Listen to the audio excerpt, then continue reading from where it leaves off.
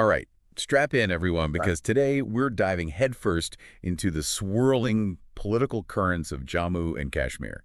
You guys asked for a deep dive on the power dynamics there, and trust me, this is going to be a wild ride. It's definitely a situation worth unpacking, especially with the budget session looming and this big question mark hanging over everything who's actually running the show. Right. We're talking about a region in transition. It went from statehood to a union territory, which threw a whole new player into the mix. Yeah. Now you have the elected government, and then you've got the Lieutenant Governor, Manoj Sinha. And Sinha's been pretty vocal, insisting there's absolutely zero interference from his office, that the elected government has full autonomy. Sounds pretty smooth on the surface, right? But is that the whole story? I mean, governing is rarely that black and white, is it? Not really. And, it's interesting he uses that word interference because it almost implies this completely hands-off approach, as if the LG is just sitting back and letting things unfold. But governing, it's a lot more dynamic than that. So even seemingly small things like who gets transferred where could end up having ripple effects way down the line. Absolutely. It's about influence. Think of it like a gardener. They might not be picking which flowers to plant, but they're controlling the soil, the sunlight, the water, all the things that determine how those flowers actually grow. Ooh, I like that analogy. It really paints a picture of how even actions that seem indirect can still have a big impact. And it makes you think maybe former Chief Minister Omar Abdullah had a point when he said these union territories with assemblies are kind of a flawed model. It's definitely worth considering his perspective. Abdullah argues that because the lieutenant governor is appointed by the central government, it creates this inherent power imbalance right from the start. The LG has a certain leverage just by their position that can overshadow the elected government. It's almost like having a co-pilot in the cockpit who can just override the pilot whenever they want. I don't know about you, but if I was a passenger on that plane, I'd be a little nervous. Huh. That's a great way to put it. It really captures the unease that a lot of people feel about this setup. Even if there isn't outright conflict, that potential for the LG to step in, it creates uncertainty. People might hesitate to make decisions, to take risks. Which brings us to this whole policy paralysis argument, right? Some folks are saying that Sinha's office is basically creating this bureaucratic bottleneck where crucial decisions just get stuck. And Sinha, of course, he denies this completely. No files are stuck on his desk, he insists. Law and order, transfers of certain officers, that's his domain. Everything else, he says, is up to the elected government. But is that really addressing the core of the concern? I mean, even if he's not actively blocking anything, just the fact that he could intervene, doesn't that make people more cautious, less likely to make bold moves? It's like that saying, power doesn't have to be used to be felt. That potential for oversight, it creates a certain atmosphere. You might think twice before doing something that could potentially get the LG's attention, even if it's the right thing to do. And that hesitation, that lack of bold action, that's what critics are calling policy paralysis, right? Exactly. And it's a particularly big deal in a place like Jammu and Kashmir, which is facing some really complex challenges. To tackle those effectively, you need decisive leadership, people willing to take risks and make tough calls. So it's this weird paradox. On one hand, you have the lieutenant governor saying, hey, I'm not interfering, you guys do your thing. But on the other hand, his very presence is shaping how decisions get made, whether he intends to or not. It really highlights how tricky power sharing can be. Finding that balance between different levels of government, it's not easy. And for the people of Jammu and Kashmir, it raises a big question. What's that? Does the system, with all its checks and balances, ultimately create stability? Or does it breed uncertainty and make it harder to actually get things done? That's something they'll be wrestling with as this budget session plays out. And speaking of the budget session, we can't ignore the elephant in the room, the promise of statehood. It's like this huge question mark looming over everything else. Yeah, that's the big one, isn't it? Sinha has repeated what Prime Minister Modi promised statehood will be restored, but there's no timeline, no concrete idea of when that might actually happen. Nope. And without a time frame, it kind of feels like a carrot dangling on a stick, always just out of reach. It creates this anticipation, but also frustration. Especially since the lack of statehood is often used to justify the lieutenant governor's expanded powers in the first place. It's like saying, we need this extra layer of control because you're not a full state yet, but then not giving a clear path actually regaining that statehood. It's a bit of a catch-22. And it feeds into this larger debate about the balance of power in Jammu and Kashmir. How quickly should things change? Who gets to decide? These are tough questions with no easy answers. So we've got this intricate dance between the LG and the elected government, this uncertainty about statehood, and this underlying tension about who really holds the reins. Where do we even go from here? Well, I think the next piece of the puzzle we need to look at is security, because how secure a region is, or it's perceived to be, that plays a huge role in shaping the political landscape. True, security concerns are often used to justify all sorts of policies and actions. So what's the situation on the ground right now? Well, according to Sinha, there have been some positive developments. Local militant recruitment is down, he says, at a 30-year low. And apparently there aren't any top militant commanders left in the region. That sounds encouraging. But I have a feeling there's more to it than that. Oh, definitely.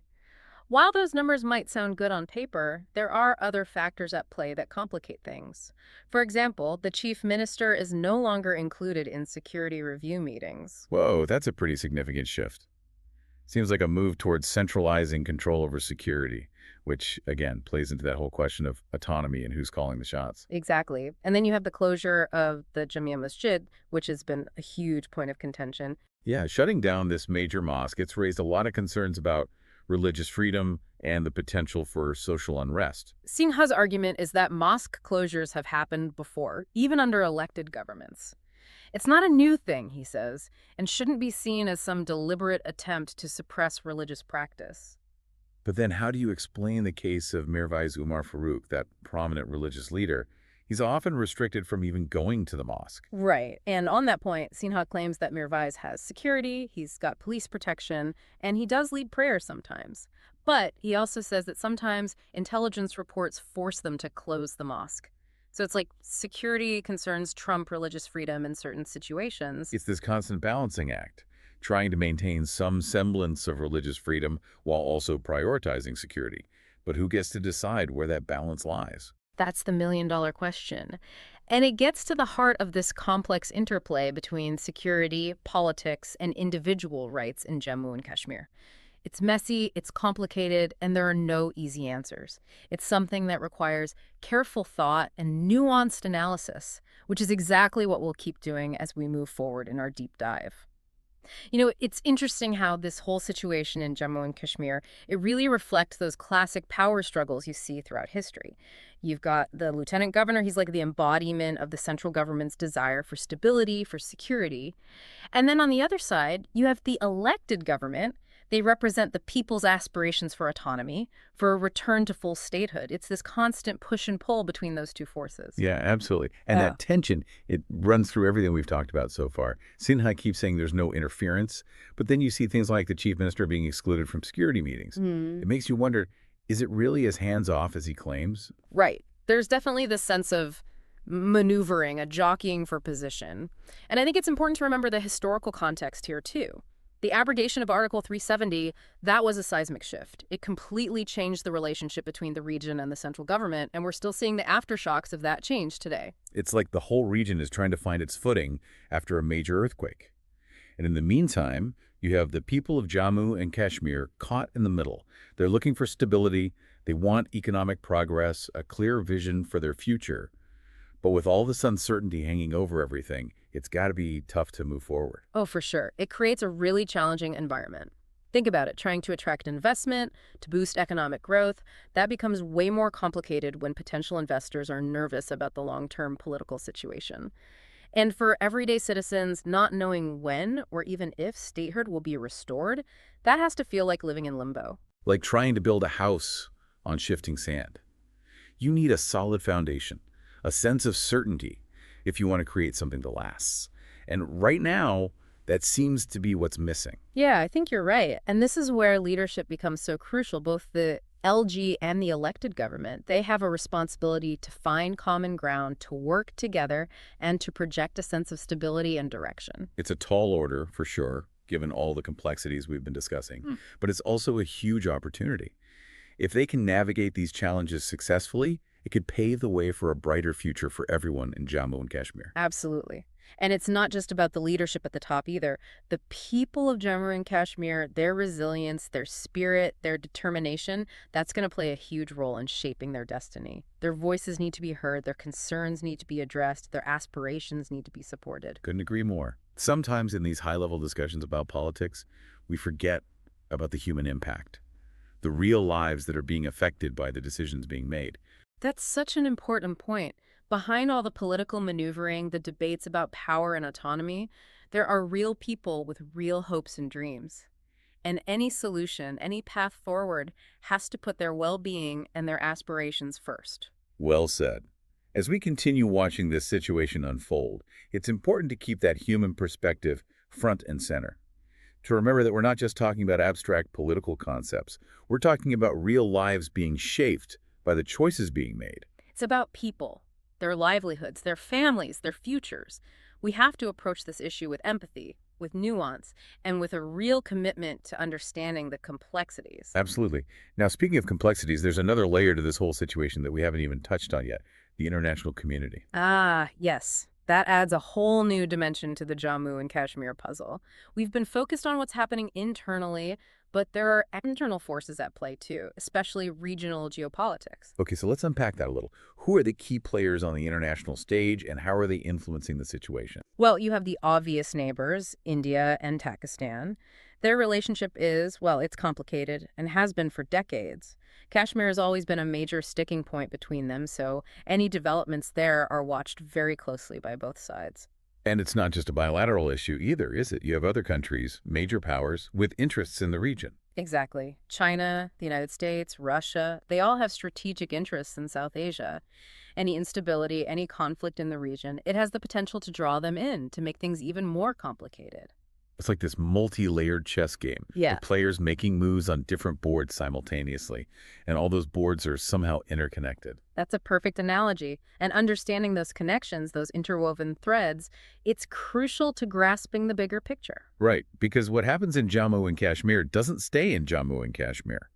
It can have ripple effects outwards, affecting regional stability, even impacting international relations. Precisely. And that's why this situation deserves our attention. It demands careful analysis, a willingness to grapple with the complexities. It's not just about Jammu and Kashmir, it's about the wider world and the forces that shape our global landscape. Wow, we've gone from internal power dynamics to the global stage in just a few minutes. It's amazing how these deep dives always seem to lead to unexpected places. That's the beauty of knowledge and exploration, isn't it? Yeah. Start with one question, and it takes you down this path of discovery, Yeah. revealing all these interconnectedness and unexpected insights along the way. It feels like we've only just scratched the surface, and there's so much more to explore. But, unfortunately, we're out of time for this segment. Time really does fly when you're immersed in a fascinating topic. But don't worry, we'll be back in just a moment to delve even deeper into this Jammu and Kashmir puzzle. And trust me, there are some truly fascinating pieces we haven't even touched on yet. So stay with us. And we're back, folks. Ready to plunge back into the depths of Jammu and Kashmir politics. We've covered a lot of ground already, but there's one more crucial aspect we need to tackle. The intersection of security and human rights.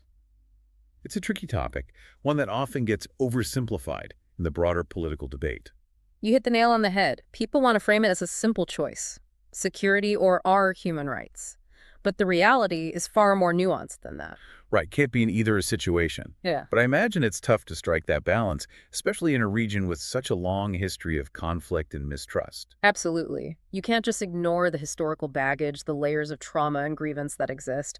And it's crucial to actually listen to the people of Jammu and Kashmir to understand their perspectives and what they want for their future. I think that's something that gets lost sometimes in these high-level discussions about policy and strategy. Right. We forget that these aren't just abstract ideas. These are real people whose lives are directly impacted by the choices being made. You're so right. We need to highlight those stories, to amplify the voices of those who are often marginalized or silenced. Because at the end of the day, any solution, any path forward has to be rooted in the needs and aspirations of the people themselves. So how do we actually do that? How do we make sure security measures are implemented in a way that respects human rights and builds genuine trust? Well, transparency and accountability are key. Security operations need clear guidelines, oversight mechanisms, and avenues for redress if things go wrong. It's not enough to just have good policies written down. They have to be implemented fairly in practice. And it's about recognizing that true security involves more than just military presence or checkpoints. It's also about tackling the underlying reasons for conflict and creating opportunities for economic and social development. Exactly. True security means building a society where people feel safe, respected, and empowered. It's about creating a future where violence isn't the default solution, where dialogue and reconciliation are the go-to methods for resolving disputes. It sounds like a long and challenging road ahead. It is, but it's a journey worth taking. For the people of Jammu and Kashmir and for the stability of the entire region. And for our listeners, as we wrap up this deep dive, remember that the story of Jammu and Kashmir isn't over. It's still being written. It's complex and ever-changing, so understanding the nuances is vital.